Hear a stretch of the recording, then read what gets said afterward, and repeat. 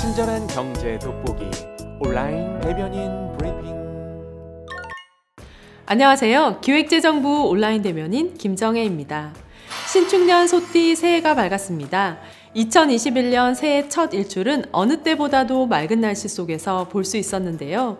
올해 한국 경제도 코로나 위기를 극복하고 힘차게 반등할 것 같은 예감이 드네요.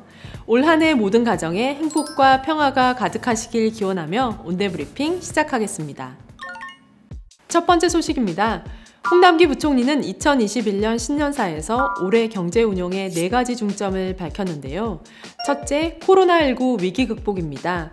코로나 이전의 일상으로 돌아갈 수 있도록 정부는 방역 지원과 피해 극복을 위해 모든 정책적 지원을 아끼지 않을 것입니다.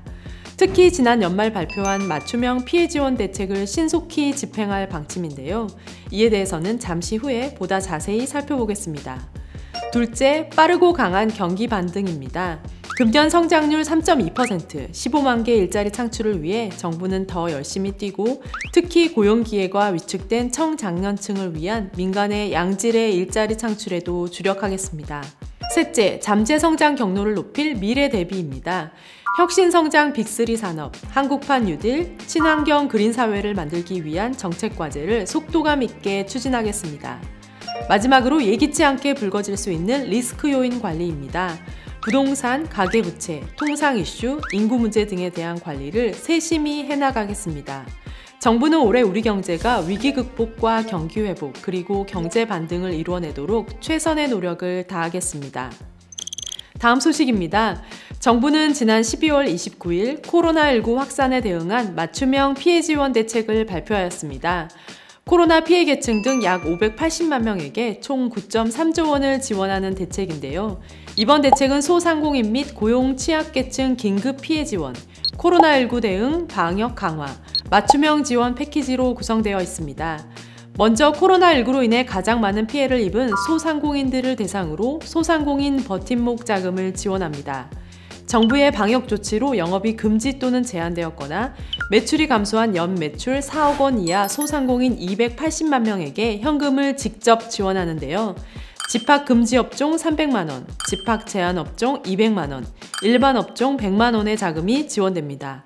이 밖에도 착한 임대인 인센티브를 확대하여 임대료 인하액에 대한 소득 법인세 세액공제율을 기존 50%에서 70%로 확대하고 소상공인에 대한 전기, 가스요금 납부 3개월 유예와 함께 고용 산재보험료 납부도 3개월 유예합니다. 이 밖에 특고 및 프리랜서, 방문 돌봄 서비스 종사자, 법인택시 기사 등 고용 취약계층 87만 명에게 총 5천억 원 규모의 소득 안정자금을 지원합니다. 다음은 코로나 방역 강화를 위해 음압병상, 의료인력 확대 등 감염병 대응 공공의료체계를 보강하고 자발적인 병상 제공 등으로 경영 애로를 겪고 있는 의료기관에 대한 신속한 손실보상도 지원합니다. 이와 함께 소상공인 및 중소기업, 근로자와 실직자, 생계위기가구 및 돌봄 부담가구 등 코로나19 장기화로 인해 지원이 기요한 계층의 조기 피해 극복을 위해 2.9조 원 규모의 맞춤형 지원 패키지도 마련하였습니다. 여기에는 연말연시 방역 강화 조치에 따라 영업이 금지되거나 제한된 스키장 등 겨울 스포츠 시설과 숙박시설에 대한 별도의 지원 방안이 포함됩니다.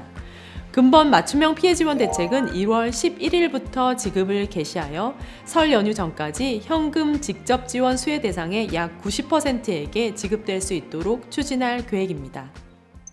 마지막 소식입니다. 세계은행은 지난 6일 세계 경제 전망을 발표하였습니다. 세계은행은 20년 세계 경제 성장률을 마이너스 4.3%, 21년 4.0%로 전망하였는데요. 20년 성장률은 세계 각국의 적극적인 경기 부양 대책과 소비 회복에 힘입어 지난 6월 전망인 마이너스 5.2% 대비 0.9%포인트 상향 조정하였습니다. 다만 최근 코로나19 재확산의 영향으로 21년 성장률은 지난 6월 전망인 4.2%보다 0.2%포인트 하향 조정하였습니다. 행정안전부에 따르면 지난해 우리나라의 1인 가구는 전체 가구의 39%를 차지하는 것으로 나타났는데요. 그동안 주거, 복지, 환경 등의 분야에서 3인 이상 가구를 중심으로 짜여진 제도와 정책도 빠르게 변화해야 할 것으로 보입니다. 기획재정부는 국민 제안을 바탕으로 예산을 편성하는 국민 참여 예산 제도를 운영하고 있는데요. 1월 4일부터 2월 28일까지 새로운 시대에 걸맞는 여러분의 창의적인 예산 사업의 아이디어를 보내주세요.